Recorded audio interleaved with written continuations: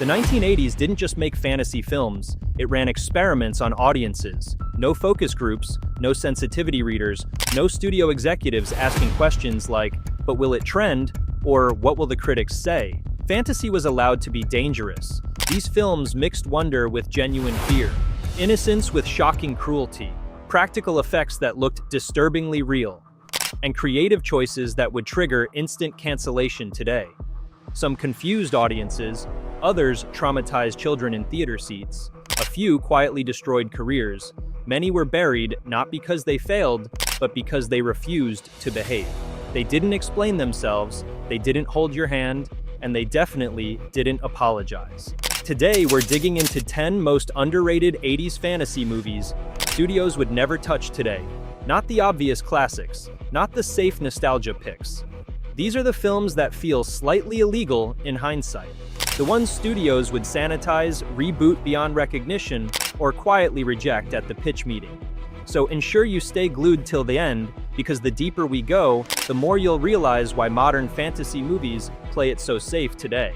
Also, if you love forgotten cinemas and fantasy movies that aren't afraid to disturb as much as it dazzled, make sure to subscribe to Vintaverse. This channel thrives where safe movies won't survive. Number 10. Legend, 1985. At first glance, Legend looks like a traditional fairy tale. Forests soaked in mist, unicorns roaming freely, a young hero chasing light and goodness. It feels gentle, mythic, almost innocent, and that illusion lasts just long enough to lower your guard. Then the movie reveals what it really is. This is not a comforting fantasy, it is a dreamlike descent into temptation, fear, and moral collapse. Darkness is not treated as an external threat that can be easily defeated. It is seductive, patient, intelligent. The Lord of Darkness is not a cartoon villain. He is towering, intimate, and disturbingly calm. He doesn't rage, he persuades, he waits for people to betray themselves. That alone puts this movie in territory modern studios avoid at all costs.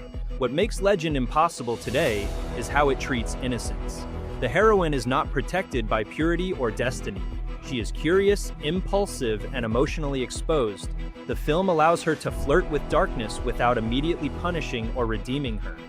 That gray space is deeply uncomfortable by modern standards. Today's fantasy insists on clear moral messaging. This movie lets desire exist without commentary. The pacing is another quiet rebellion. Legend moves slowly. It lingers in the atmosphere. Long stretches pass with minimal dialogue. Silence becomes part of the storytelling. Studios today would panic at this. They would demand jokes, explanations, and faster emotional payoffs. But the stillness is the point. It creates unease. It invites the viewer to sit inside the mood instead of being guided through it. The movie confused audiences when it was released. It wasn't scary enough to be horror. It wasn't light enough to be a family fantasy. It didn't explain itself, and it certainly didn't comfort you at the end. That confusion hurt it commercially, but that same refusal to fit a box is why it survives today.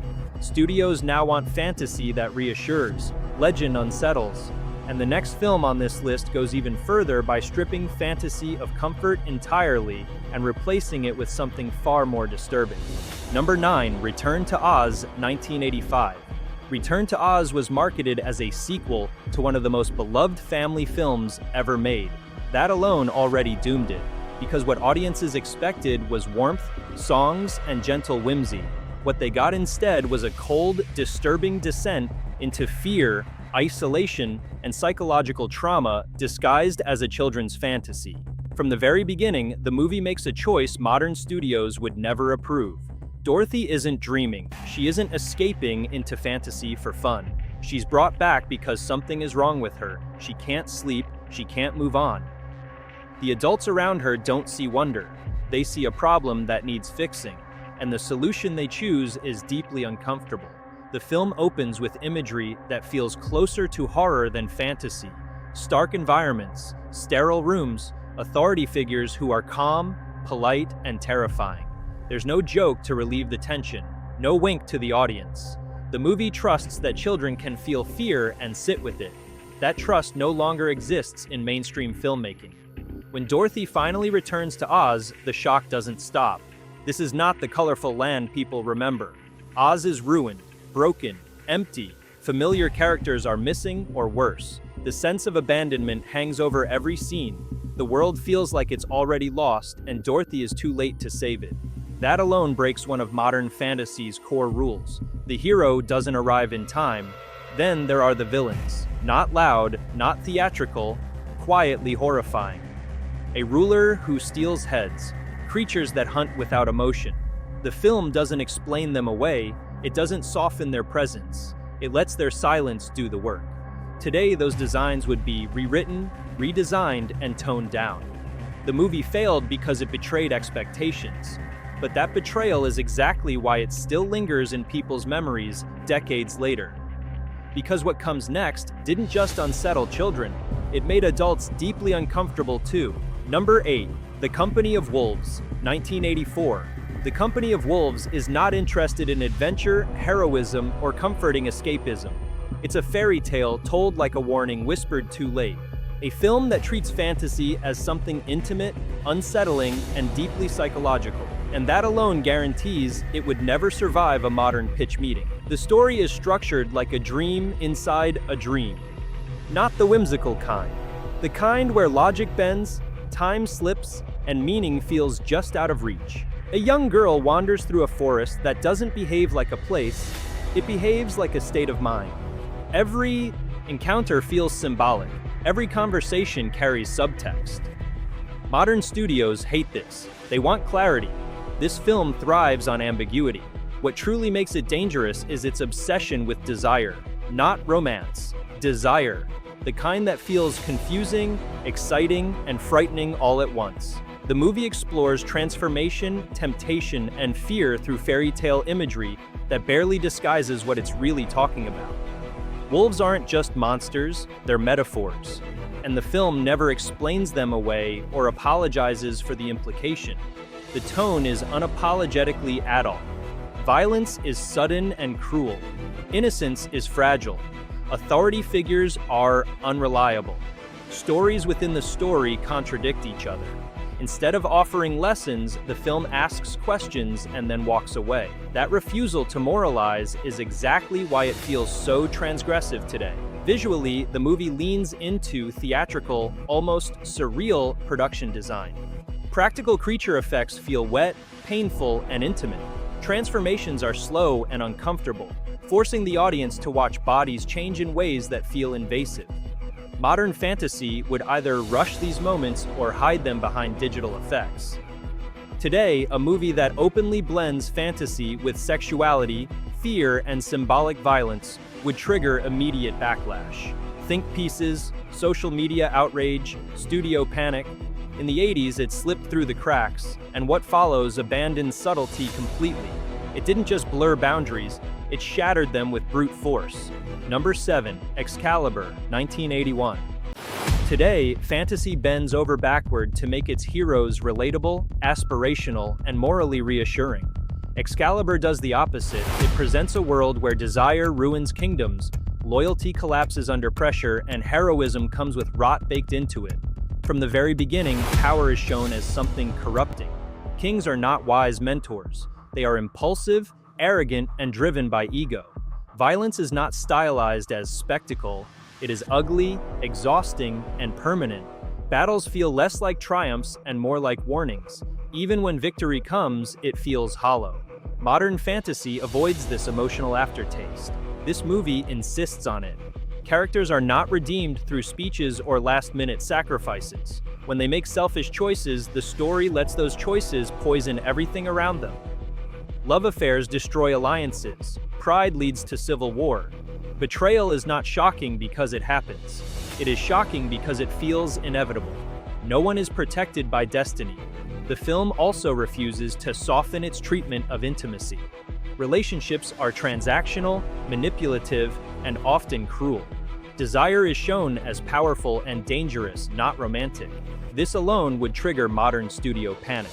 Today, fantasy romance is carefully framed to avoid discomfort. Excalibur leans directly into it and lets the audience sit with the unease. Visually, the film is raw and almost confrontational. Armor is heavy, faces are dirty, blood stays on the blade, magic feels ancient and indifferent, not flashy or empowering. When spells are cast, they feel like violations rather than miracles. Modern fantasy magic exists to empower characters. Here, it reminds them how small they are.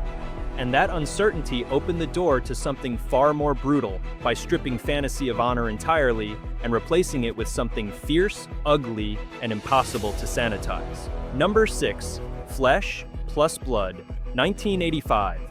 This is where fantasy drops the mask completely. Flesh plus Blood is what happens when you strip fantasy of romance, nobility, and moral reassurance, then expose what medieval life would actually feel like. Dirty, brutal, sexually charged, desperate. There are no heroic speeches here, no clean quests, no destiny guiding anyone toward goodness. Just survival. From the opening moments, the film makes its stance clear. This is not a world of knights in shining armor. It's a world where violence is casual, loyalty is temporary, and power belongs to whoever can take it and keep it. Characters don't fight for ideals, they fight because they're hungry, angry, or afraid. That alone makes the movie radioactive by modern fantasy standards. What truly makes Flesh plus Blood untouchable today is how it treats intimacy. Sex is not romanticized. It's transactional, manipulative, and often uncomfortable. Power dynamics shift constantly. Desire becomes another weapon, another way to control or survive. Modern studios avoid this kind of portrayal like fire. Fantasy today treats intimacy carefully, safely, and with clear moral framing. This film refuses to frame anything. The violence is equally unsanitized. It's not epic, it's chaotic and cruel. People are injured suddenly. Deaths don't come with emotional closure. The camera doesn't pull away to protect you. Practical effects make wounds feel real, painful, and permanent. Modern fantasy hides brutality behind spectacle. Flesh plus Blood forces you to confront it. It defined an entire generation's idea of fantasy through violence, obsession, and raw physical power. Number 5. Conan the Barbarian, 1982.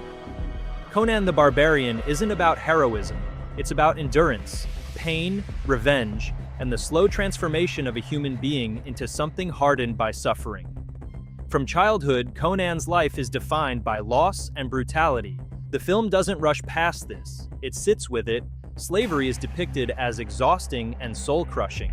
Violence is not framed as cool or triumphant, it's repetitive, mechanical, and emotionally deadening. That alone would spark immediate backlash today.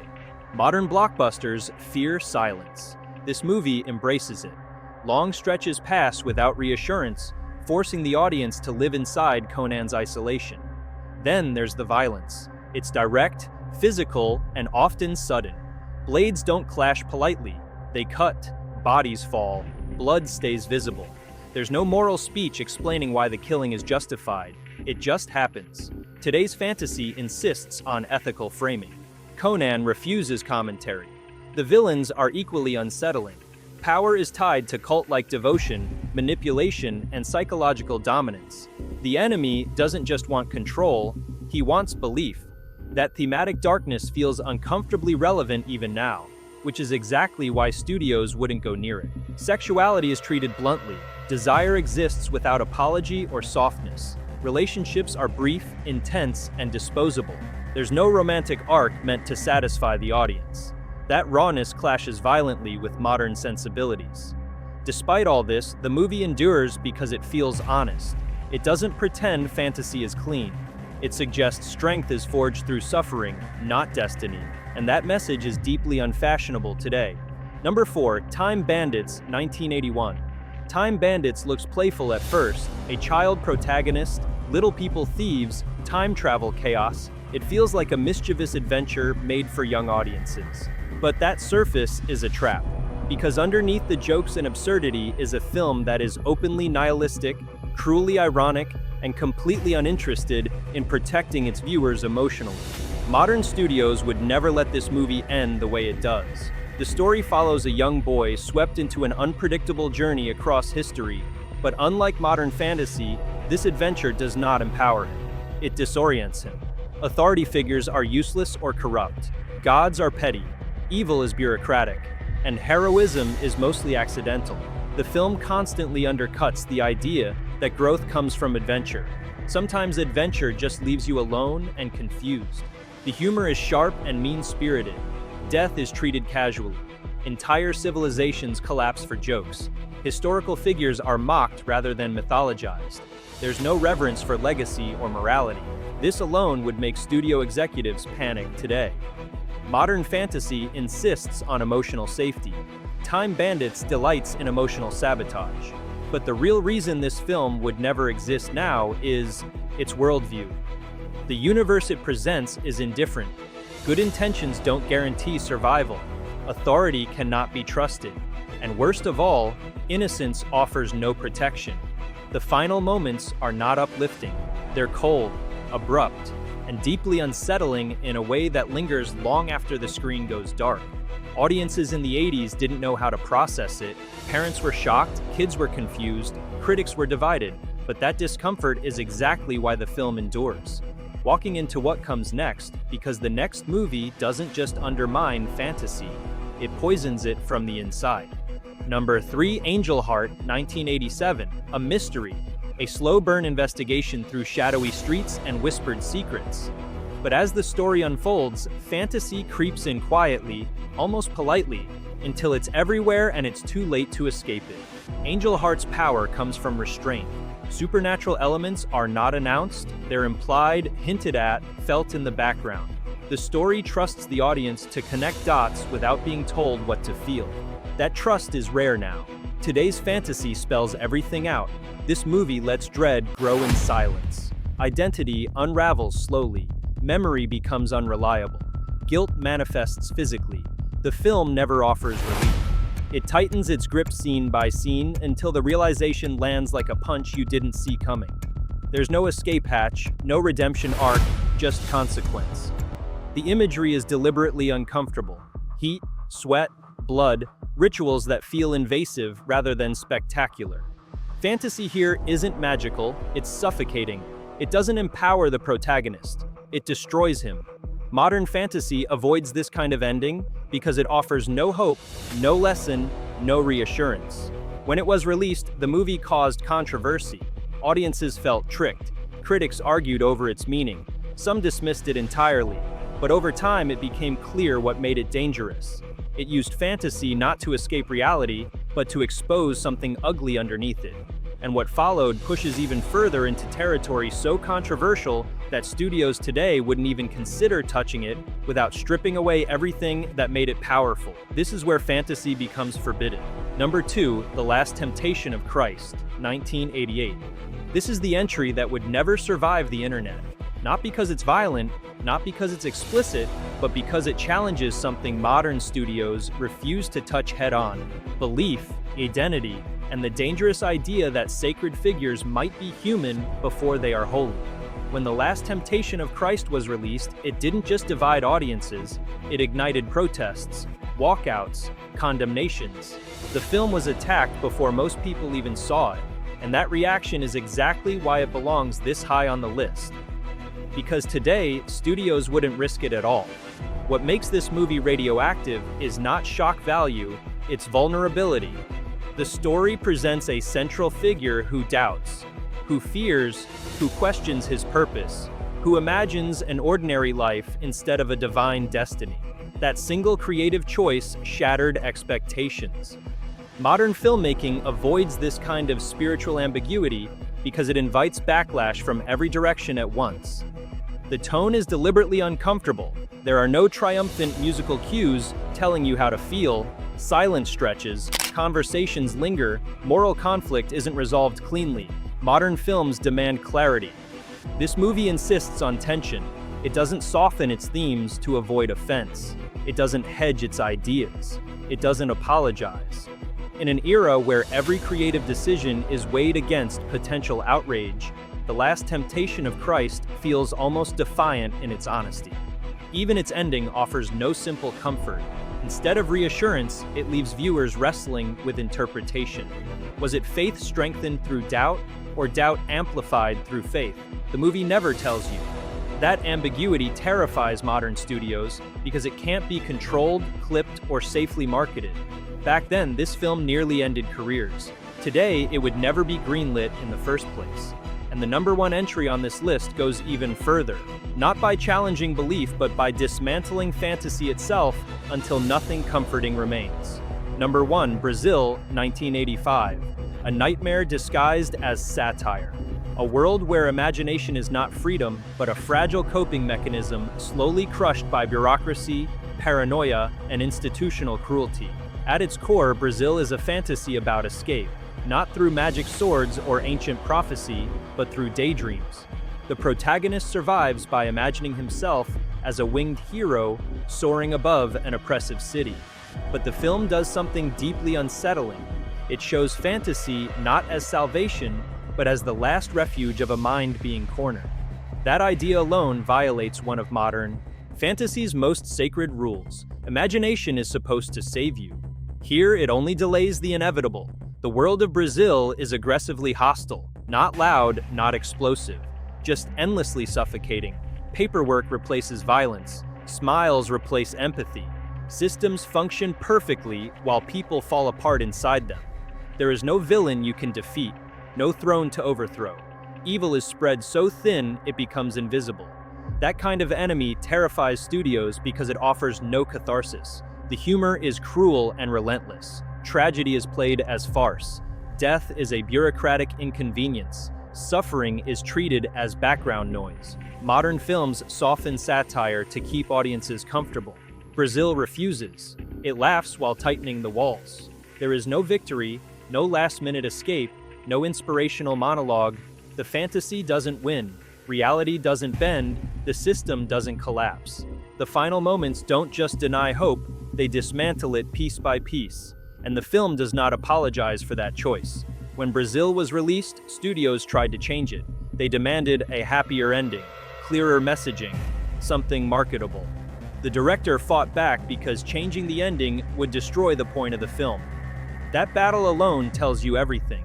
This movie survived only because it was made in a time when creative war was still possible. Today, Brazil would be rewritten into a rebellion story. The hero would inspire change. The system would crack. The audience would leave feeling empowered. This version refuses empowerment. It leaves you disturbed, reflective, and unsettled. And that's why it's the most underrated 80s fantasy movie they would never make today. Because it doesn't just challenge fantasy, it exposes why we need it in the first place. Now to you, did any of these entries surprise you? Do you think any of these movies we mentioned crossed a line and paid the price? Drop your thoughts in the comment and let's have a real conversation. Also, don't forget to like this video, share it with someone who still believes movies were braver back then, and subscribe to Vintiverse. Because this channel exists for the films history tried to bury.